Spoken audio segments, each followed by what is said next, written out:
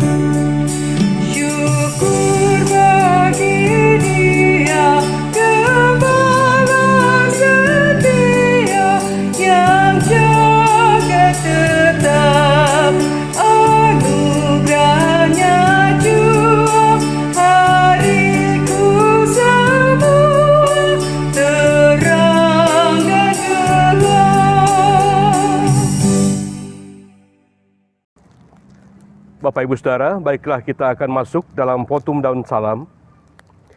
Pertolongan kita adalah dalam nama Tuhan Allah pencipta langit dan bumi, yang mengutus anak tunggalnya bagi kita. Kasih Kristus menerangimu dan memberi damai sejahtera.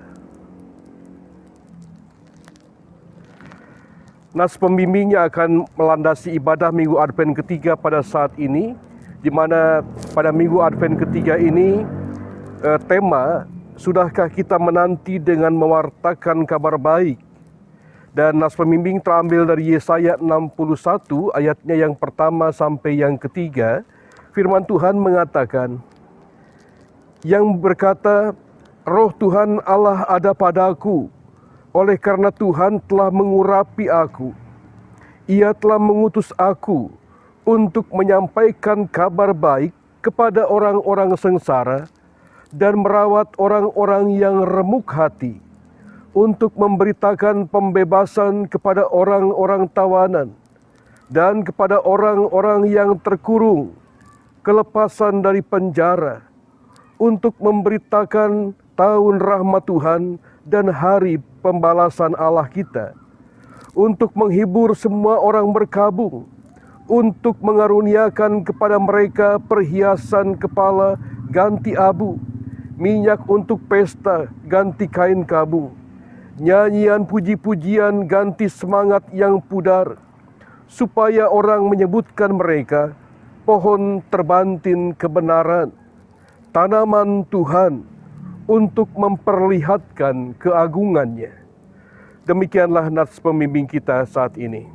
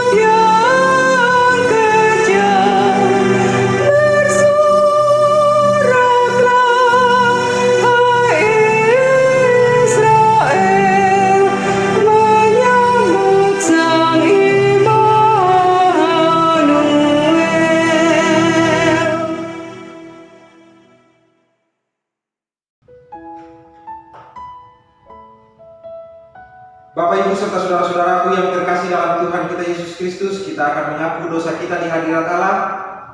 Mari merendahkan hati di hadapan Allah dan mengakui segala kesalahan kita.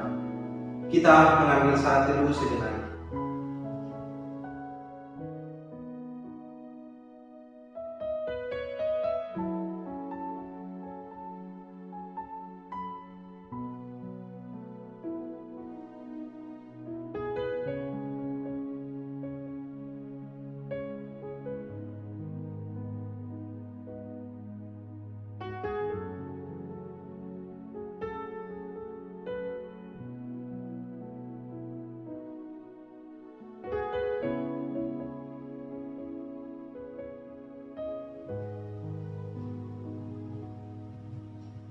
Tuhan, kami datang merendahkan diri di hadapan-Mu dengan pengakuan akan kecenderungan kami yang lebih menyukai kegelapan daripada terang.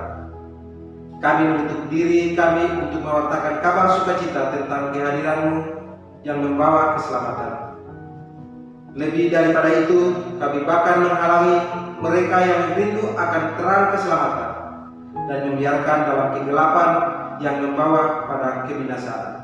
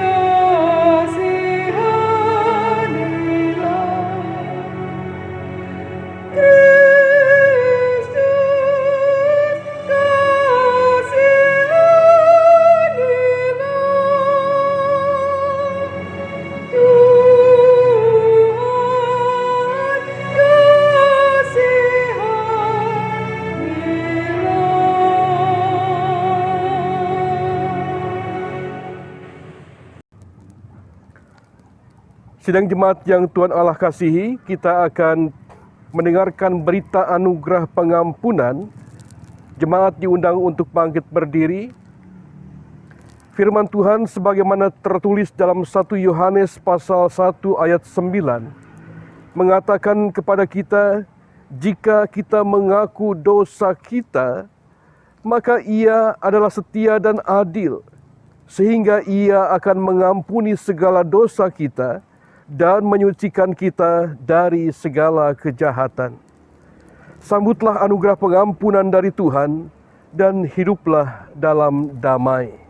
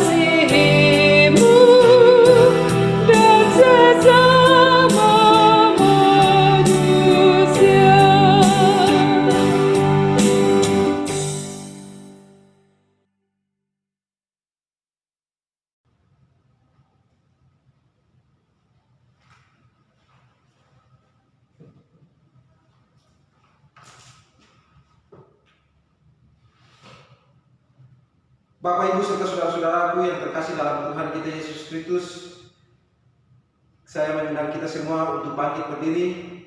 Kembali kita akan menaikkan pujian lewat pembacaan Mazmur. Mazmur pada minggu hari ini terambil dari Mazmur 126. Kita akan membacanya secara berbalasan. Pengharapan di tengah-tengah penderitaan. Ketika Tuhan memulihkan keadaan Sion, pada waktu itu mulut kita penuh dengan tertawa. Pada waktu itu berkatalah orang di antara bangsa-bangsa, Tuhan telah melakukan perkara besar kepada kita. Pulihkanlah keadaan kami ya Tuhan.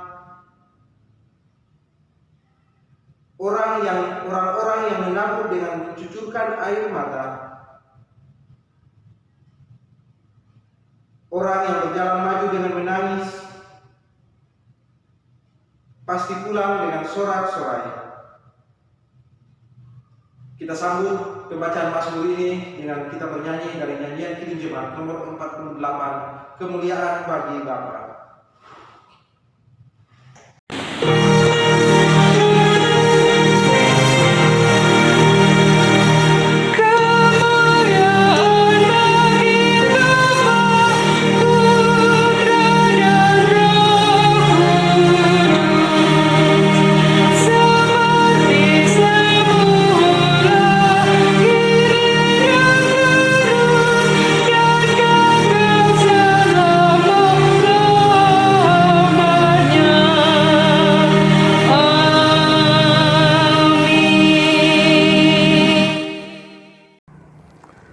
Bapak Ibu Saudara sekalian, tibalah saatnya kita untuk bersama-sama mempersiapkan hati dan pikiran kita memasuki pemberitaan firman Tuhan pada saat ini.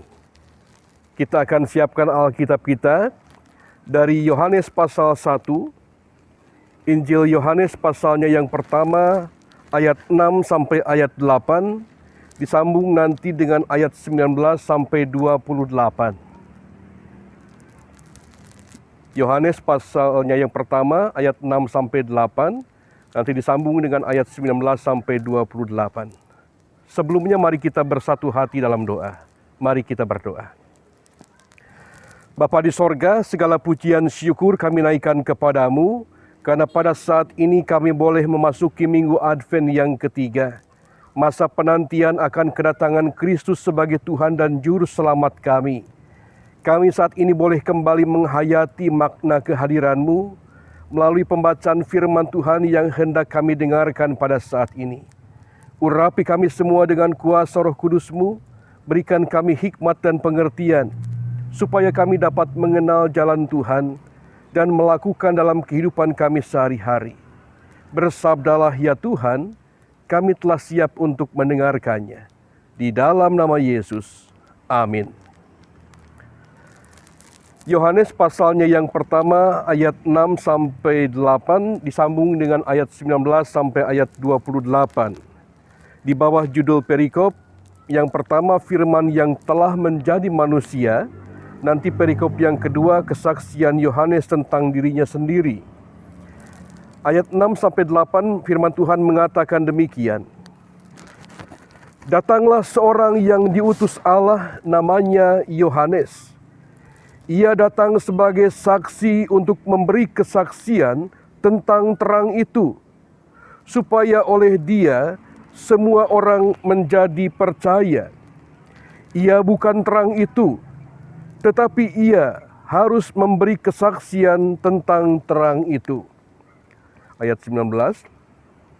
Dan inilah kesaksian Yohanes ketika orang Yahudi dari Yerusalem mengutus beberapa imam dan orang-orang Lewi kepadanya untuk menanyakan dia, "Siapakah engkau?" Ia mengaku dan tidak berdusta, katanya, "Aku bukan Mesias." Lalu mereka bertanya kepadanya, "Kalau begitu, siapakah engkau? Elia?" Dan ia menjawab, "Bukan." "Engkaukah nabi yang akan datang?" Dan ia menjawab, "Bukan." Maka kata mereka kepadanya, "Siapakah engkau?" Sebab kami harus memberi jawab kepada mereka yang mengutus kami. "Apakah katamu tentang dirimu sendiri?" Jawabnya, "Akulah suara orang yang berseru-seru di padang gurun. Luruskanlah jalan Tuhan, seperti yang telah dikatakan Nabi Yesaya."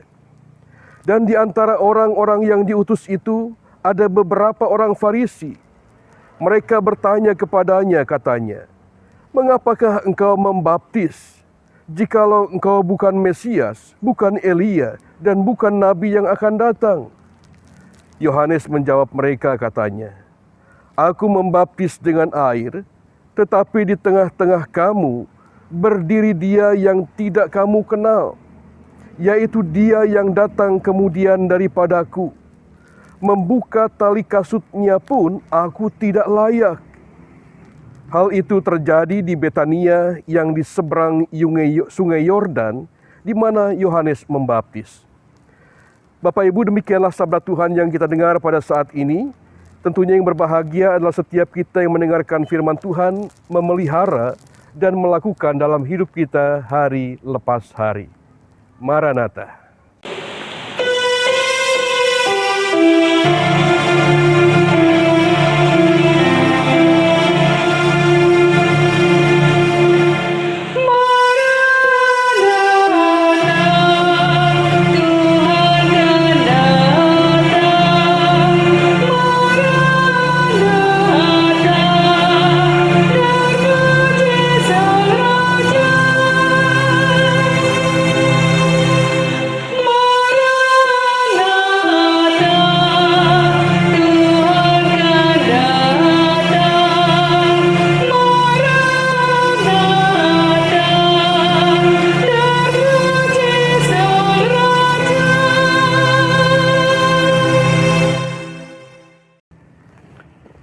Bapak Ibu Saudara sekalian yang Tuhan Allah kasihi, Shalom.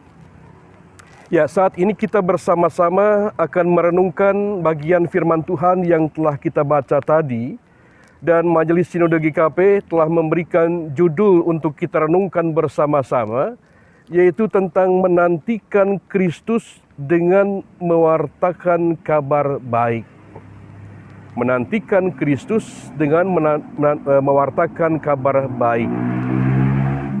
Bapak Ibu Saudara sekalian, bahwa di zaman di mana kita hidup sekarang ini merupakan zaman di mana ditandai dengan perkembangan yang sungguh luar biasa yang disebut dengan era informasi dan juga perkembangan teknologi yang begitu pesat, termasuk teknologi informatika di dalamnya. Nah, di mana kita tahu bahwa arus informasi begitu deras, arus informasi begitu cepat, ya. Dan berita mancanegara pun, bahkan mungkin berita yang terjadi di pelosok dunia ini, sampai misalkan di Alaska, di kutub yang nun jauh di sana, dengan teknologi yang luar biasa saat ini, kita langsung bisa mengetahui apa yang terjadi di sana. Bahkan kejadian sepele, misalkan seekor anjing terperosok ke dalam sumur yang dalam, di Cina misalnya, kita bisa tahu, ya. Dan ini kecanggihan teknologi yang luar biasa saat ini. Dan bahkan perkembangan internet juga mendukung semua hal tadi. Dan kemudian kita bisa terkoneksi dengan jaringan-jaringan besar dan kemudian disebut dengan megadata. Nah, kita kemudian arus informasi yang beredar hampir-hampir tidak dapat disaring lagi karena begitu cepatnya, begitu derasnya. Nah, bahkan ada yang berpendapat siapa yang menguasai informasi, maka ia akan menguasai banyak hal. Ya, karena ketika orang menguasai informasi yang begitu cepat dan orang kemudian menguasai itu, dia akan tahu banyak hal. Ya. Nah, tetapi persoalannya, Bapak Ibu Saudara sekalian, arus informasi yang datang itu ternyata bukan hanya berita-berita yang sifatnya baik. Berita yang kita serap, yang kita terima begitu cepatnya tadi bukan hanya berita-berita yang menggembirakan, berita-berita yang memberikan support semangat kehidupan, ya. Informasi yang beredar juga membawa kabar-kabar yang kurang baik. Berita-berita yang kemudian bisa mencekam, berita-berita yang menakutkan, berita-berita yang membuat khawatir banyak orang, berita yang kemudian menimbulkan rasa tidak aman, ya. Seperti berita COVID saat ini, di dunia saat ini sudah semakin luar biasa lonjakan ini, menjadikan kita menerima informasi tetapi menjadikan kita tidak aman. Wah, bagaimana kita nanti? Dan juga ditambah lagi dengan informasi-informasi yang tidak sesuai dengan fakta, atau yang disebut dengan berita-berita yang bersifat hoax, bersifat berisikan kebohongan. Bahkan berita-berita yang seringkali mendiskreditkan atau kemudian merundung membuli pihak-pihak tertentu, kelompok tertentu, juga termasuk bisa pemerintah. Jadi lewat media informasi ini yang begitu cepat, orang bisa berbuat semaunya. Nah, tidak heran kalau kemudian ada juga sebuah moto pandangan, yaitu bad news is a good news. Ya, dikatakan kabar buruk itu kabar baik, kabar yang baik. Mungkin untuk beberapa kalangan tertentu bisa benar.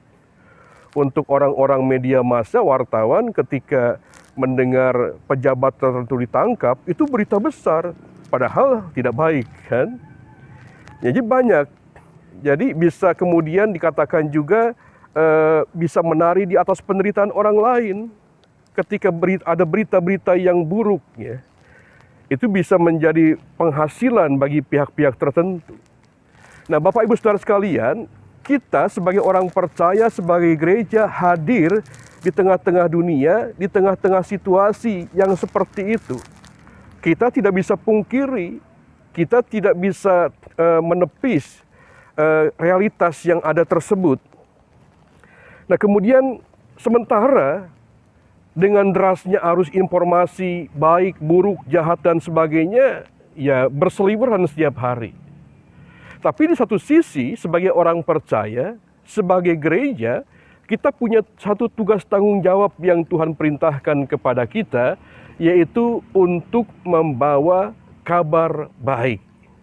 Yaitu untuk membawa berita yang baik.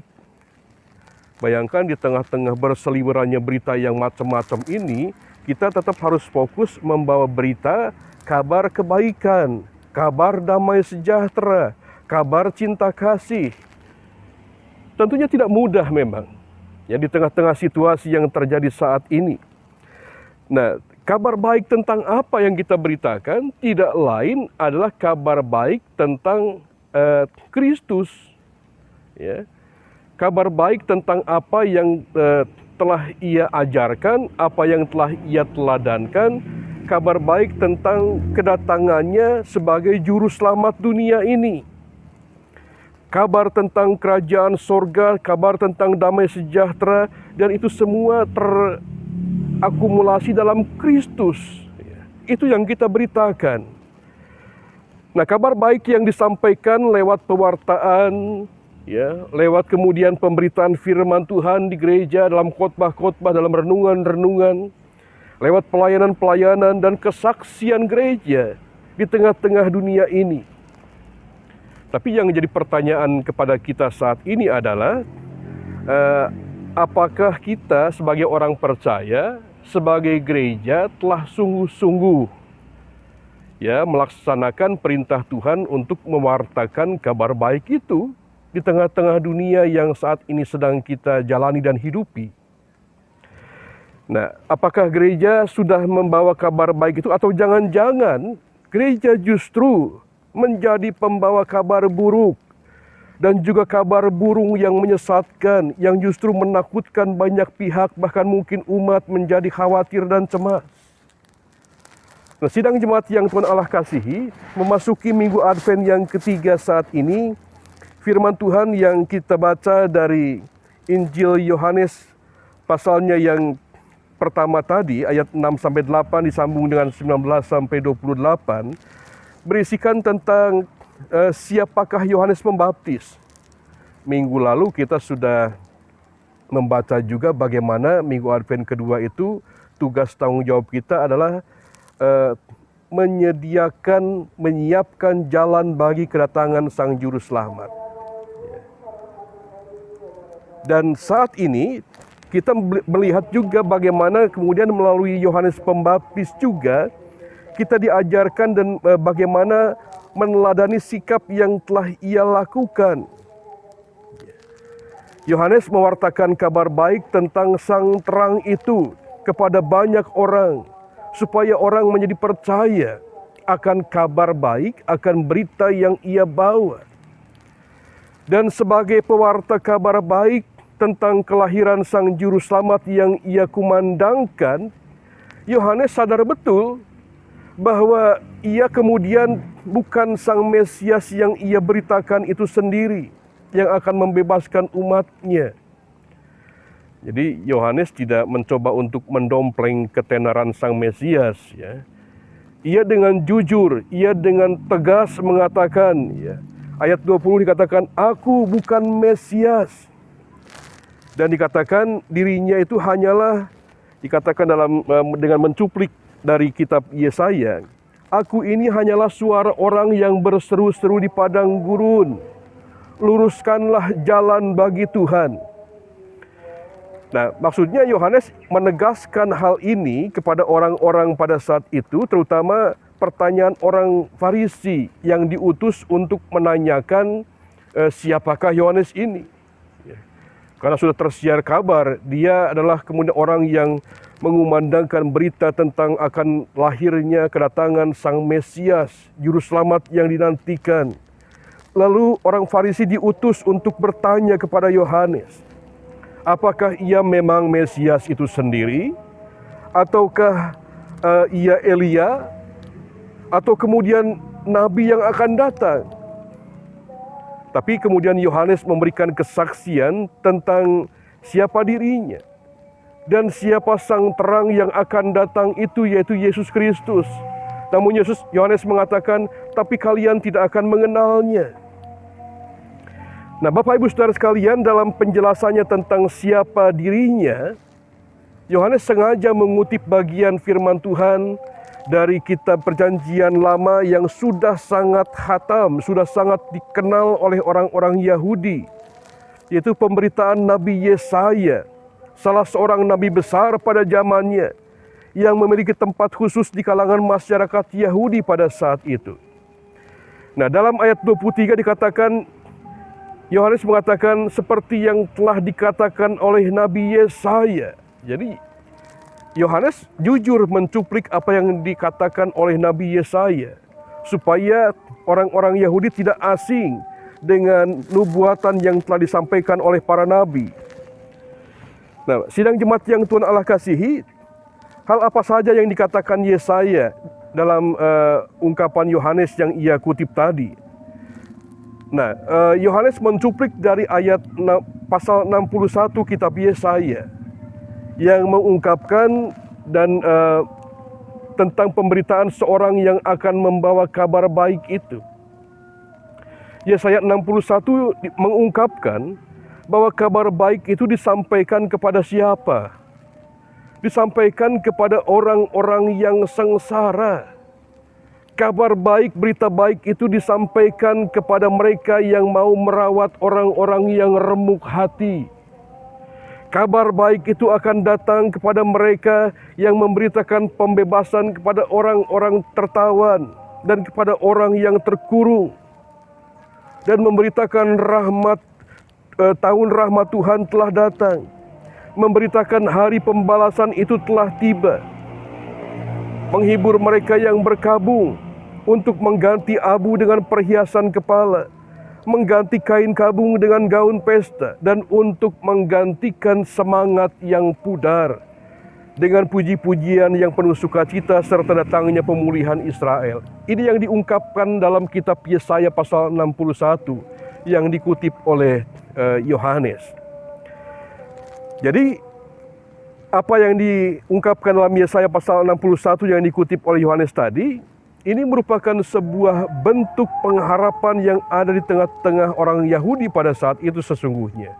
Mereka merindukan kedatangan Sang Mesias yang akan membebaskan mereka dan akan menyelamatkan orang Israel atau umat Yahudi dari kesusahan dan penderitaan yang mereka alami secara politis maupun secara ekonomi dan sebagainya.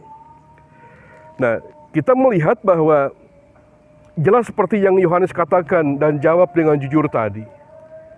Aku bukanlah Sang Mesias itu. Ya. Yang sebagaimana yang dituduhkan atau yang kemudian ditanyakan oleh orang-orang Farisi.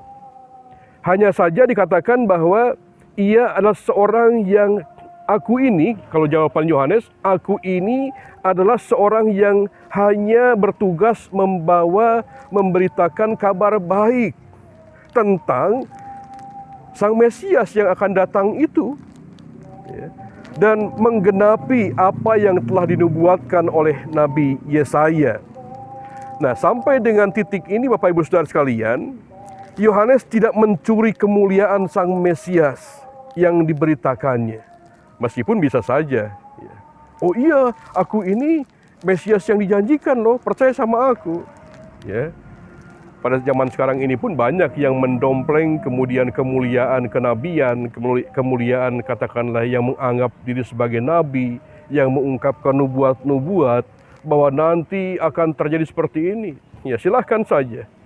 Tetapi bukankah itu akhirnya mendompleng kemuliaan Sang Mesias itu sendiri? Nah, Yohanes dengan penuh kesadaran Bapak Ibu, Yohanes dengan mempersiapkan jalan seperti apa yang dinubuatkan oleh Nabi Yesaya, dan yang sadar betul bahwa itu tergenapi di dalam diri Yesus Kristus, yaitu Sang Kabar Baik yang diwartakan dan diberitakannya. Nah, sidang jemaat yang Tuhan Allah kasihi, dengan demikian memasuki minggu Advent yang ketiga ini, melalui pemberitaan Yohanes ini, kita bersama-sama diingatkan bahwa kita pun sebagai gereja mempunyai tugas pewarta kabar baik, kabar sukacita, yaitu Kristus Yesus Sang Mesias yang mengasihi, yang membebaskan, dan bahkan menyelamatkan seluruh isi dunia ini. Nah, sidang jemaat yang Tuhan Allah kasihi, kita dibebaskan dari perhambaan kuasa dosa. Yang gereja harus lakukan adalah bagaimana mewartakannya, bagaimana memberitakan Yesus Kristus Sang Juru Selamat, bukan mewartakan diri kita sendiri. Itu yang menjadi tekanan utama dalam pemberitaan kita pada saat ini. Dan juga gereja sebagai pewarta kabar baik juga terpanggil bukan hanya memberitakan tentang Yesus Kristus. Memang minggu kemarin dikatakan bahwa apa yang kita sampaikan persiapan itu kristosentris, semuanya tertuju kepada Kristus. Tetapi bukan hanya itu, ya, tetapi menjadi kabar baik itu sendiri, ya, yang dikabarkan itu kabar baik itu sendiri bagi isi dunia ini, bagi sesama, bagi orang-orang yang ada di sekitar kita. Nah, hal ini tentunya kita lakukan seperti apa yang telah Kristus teladankan ketika di tengah-tengah situasi dan keadaan yang ada yang menyekitarinya, berusaha untuk melakukan yang terbaik. Dan gereja harus menjadi pembawa dan pelaku kabar baik dengan berusaha melakukan yang terbaik bagi orang-orang di sekitar kita. Kalau Yesaya mengatakan bagi orang-orang yang dalam penderitaan, kesengsaraan, yang remuk hatinya, mereka yang tertindas, mereka yang mencari keadilan, mereka yang membutuhkan penghiburan, bagi mereka yang kemudian direnggut hak asasinya, dan bahkan untuk menyampaikan bahwa tahun rahmat Tuhan ya telah datang. Itu tugas kita. Nah, dan untuk dapat melakukan itu semua, maka sebagai gereja, sebagai orang percaya, seharusnya kita memberikan perhatian kepada ya realitas yang ada. Isu-isu sosial di sekitar kita, membuka pintu bagi sesama yang membutuhkan. mengarahkan pelayanan kita juga kepada tidak hanya lagi untuk kenyamanan diri sendiri. Ya, ini mengingatkan kita bahwa bukankah ketika mau Natal, kita gereja sibuk mempersiapkan segala sesuatu untuk siapa? Untuk diri kita. Bagaimana nanti konsumsinya, nanti bingkisannya siapa saja dan sebagainya. Kita hanya terfokus untuk kepentingan diri kita sendiri. Kita sibuk kemudian memuaskan diri kita sendiri, sementara di luar sana masih banyak orang yang membutuhkan pertolongan kita. Nah, oleh karena itu, pembacaan kita pada saat ini mengingatkan kita untuk merefleksikan, sudahkah kita gereja melakukan yang terbaik dalam pelayanan kita, menunjukkan keberanian untuk menunjukkan bela rasa dengan sesama yang miskin, menderita, mereka yang tersisih, mereka yang teraniaya, menjadi korban ketidakadilan. Dan khususnya Bapak Ibu Saudara, di tengah-tengah situasi yang sangat aktual pada saat ini, apakah gereja juga mengambil peran untuk ikut serta memberitakan perhatian khusus melalui program pelayanan kepada warga jemaat ataupun bagi masyarakat yang terpapar COVID-19? Nah, ini menjadi satu hal yang sangat-sangat realistis sekali. Dan ini menjadi sebuah kewajiban gereja untuk berefleksi, untuk berteologi, apa yang bisa dilakukan dalam konteks kekinian. Tidak hanya berteori, tidak hanya bercerita bahwa kita ini orang-orang yang penuh cinta kasih, tapi dalam prakteknya justru bersembunyi, melarikan diri dari kenyataan, membiarkan mereka-mereka yang menderita. Nah, oleh karena itu, firman Tuhan pada saat ini mengingatkan kita, memanggil kita untuk kemudian tidak berhenti mewartakan kabar baik melalui tindakan, sikap, perilaku kita. Tunjukkan itu. Kalau kita sebagai pengikut-pengikut Kristus, apa yang gereja lakukan ini menjadi bentuk aksi memberitakan kabar baik kepada sesama di sekitar kita. Dan ini menjadi bentuk berteologi gereja dalam konteks kekiniannya. Gereja baru akan berpijak di bumi ini kalau dia melakukan sesuatu untuk orang-orang di sekitarnya yang membutuhkan. Oleh karena itu, sidang jemaat yang Tuhan Allah kasihi, saya yakin dan percaya dengan memasuki minggu Advent ketiga ini, kita semua diajak tidak hanya menanti dengan berdiam diri saja, tapi mari kita melakukan sesuatu yang terbaik. Untuk siapa? Untuk kemuliaan nama Tuhan. Memberitakan kemuliaan Tuhan, bukan memberitakan kemegahan diri kita sendiri. Bukan karena kita bisa berbagi, memberikan ini itu kepada orang lain, bukan itu yang diberitakan. Tapi aku memberitakan, melakukan yang terbaik hanya untuk kemuliaan Kristus, Sang Juru Selamat, yang telah membebaskan dosaku.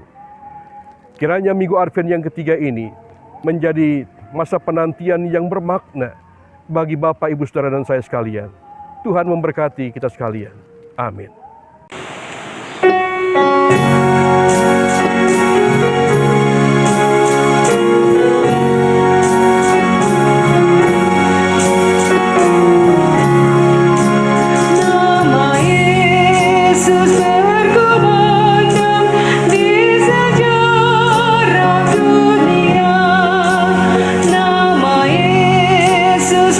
Menyampaikan damai dan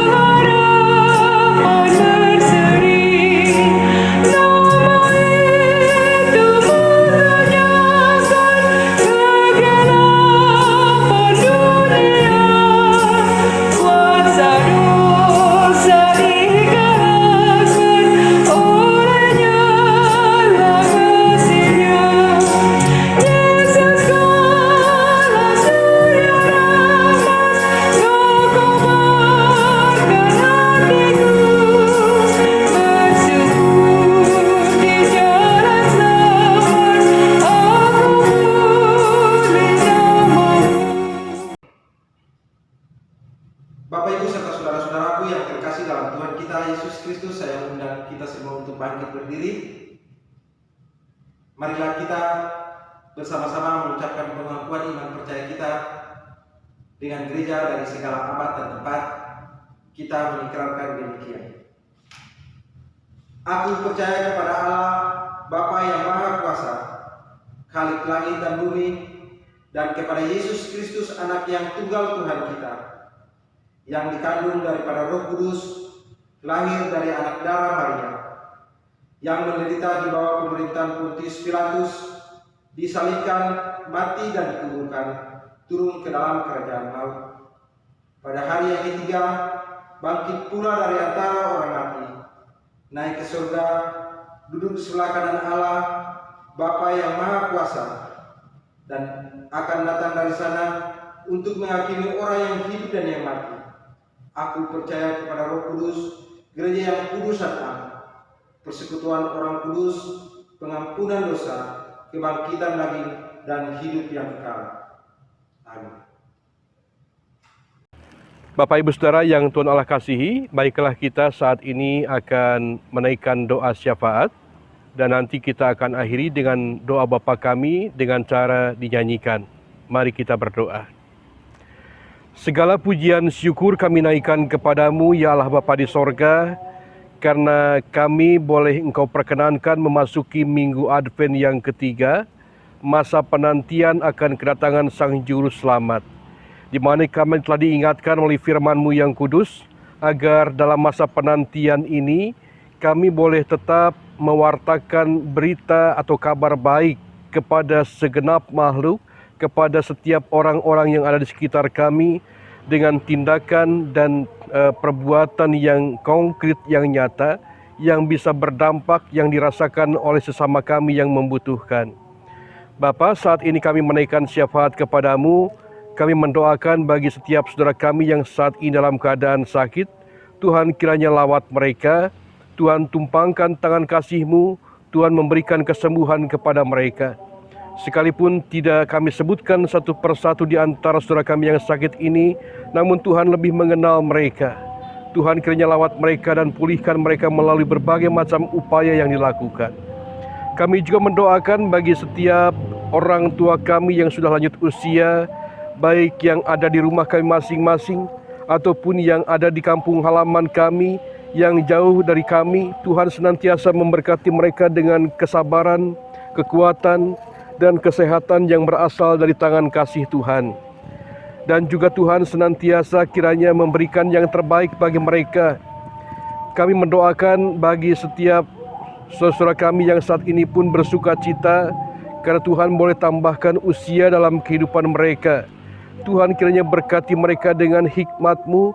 Tuhan tanamkan dalam kehidupan mereka rasa untuk mengucap syukur, karena hidup dan kehidupan yang boleh mereka jalani semuanya hanya karena cinta kasih dari Tuhan yang patut disyukuri. Dan saat ini juga Tuhan, kami bersama-sama menaikkan doa untuk segenap jemaat Tuhan yang dalam beban pergumulan yang berat, dalam situasi kondisi yang dialami saat ini.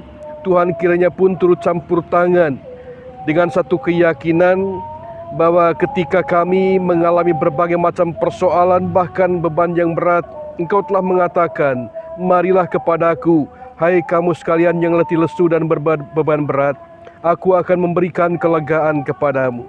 Biarlah firman Tuhan itu menjadi sumber keyakinan dalam kehidupan kami. Dan oleh karena Tuhan, biarlah kami tetap dekat dengan-Mu, tetap mengandalkan Tuhan dalam setiap langkah-langkah kehidupan kami. Berkati setiap pribadi-pribadi, keluarga lepas keluarga, dan juga sebagai persekutuan jemaat Tuhan.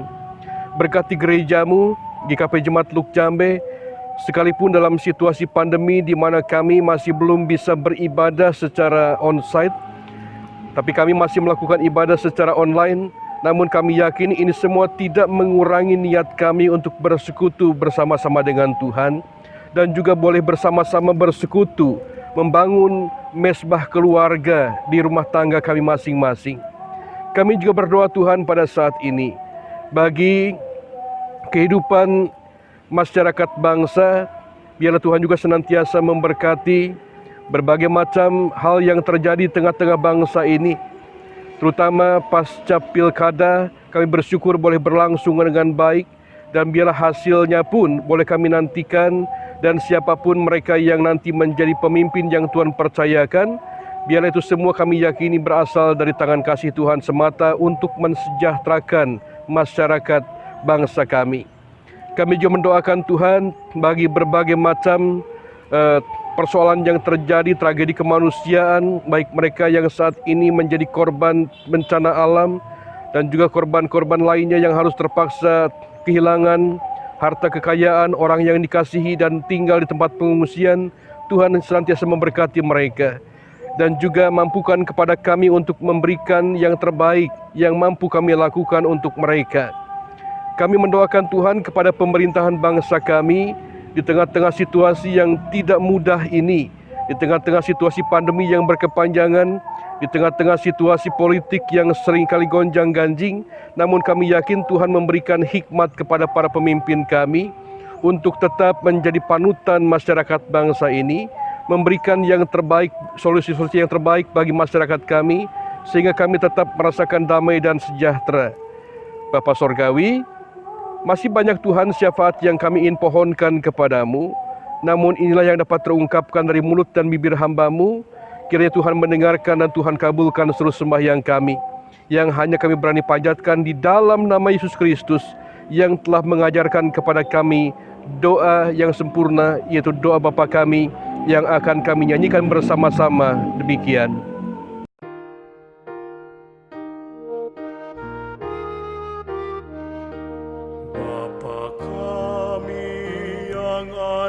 Di sorga, dikuduskanlah nama-Mu, datanglah kerajaan-Mu, jadilah kehendak-Mu di bumi seperti di sorga. Beri kami hari ini makanan yang secukupnya, ampuni salah kami, seperti kami mengampuni yang bersalah pada kami. Jangan bawa kami dalam pencobaan, tapi lepaskanlah kami dari yang jahat. Sebab Kaulah yang punya kerajaan dan kuasa, kemuliaan sampai selama-lamanya. Amin.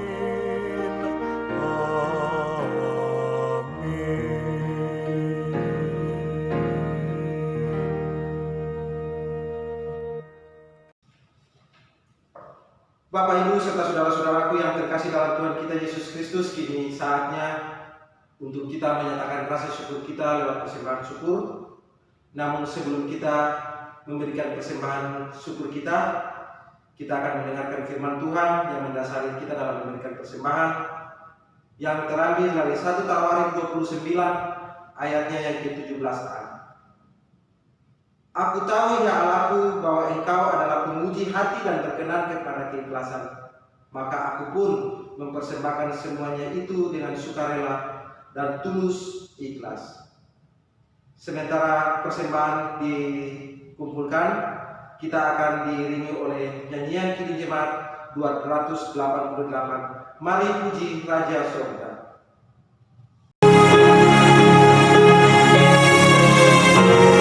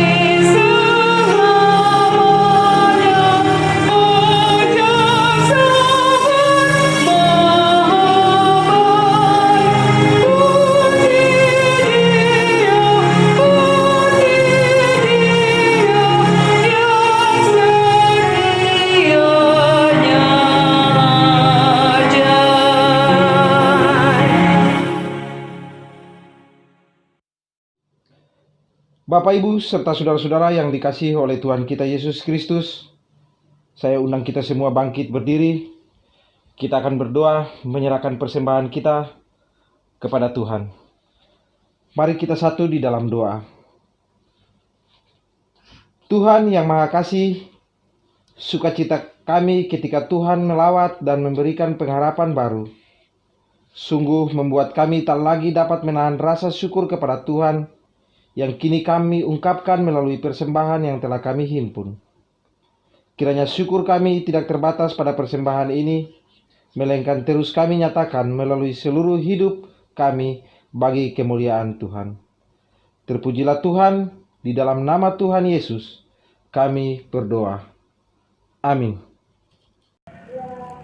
Bapak Ibu Saudara sekalian, baiklah kita bersama-sama bangkit berdiri. Kita akan menerima pengutusan dan berkat. Bapak Ibu Saudara, pulanglah dengan damai sejahtera dan lakukanlah apa yang menjadi perintah Tuhan, yaitu untuk menjadi pewarta kabar baik di tengah-tengah kehidupan kita. Sehingga banyak orang yang semakin mengenal Kristus Yesus melalui apa yang kita lakukan dalam kehidupan kita dan pelayanan kita sehari-hari. Kita akan sambut dengan memuji Tuhan dari NKB 212.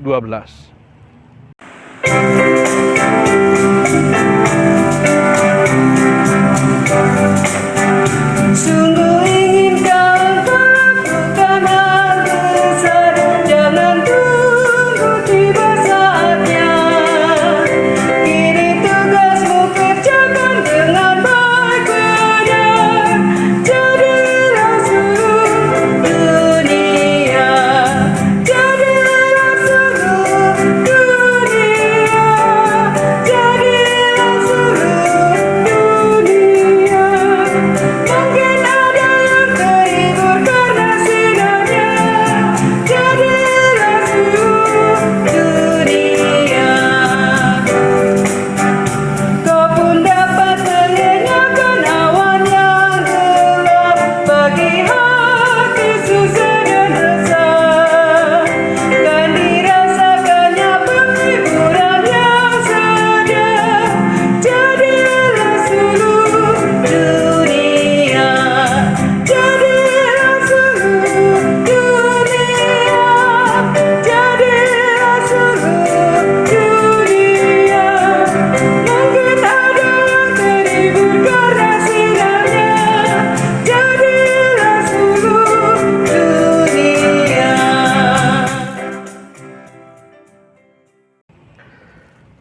Dan kini pulanglah dengan damai dan sejahtera dan terimalah berkat Tuhan.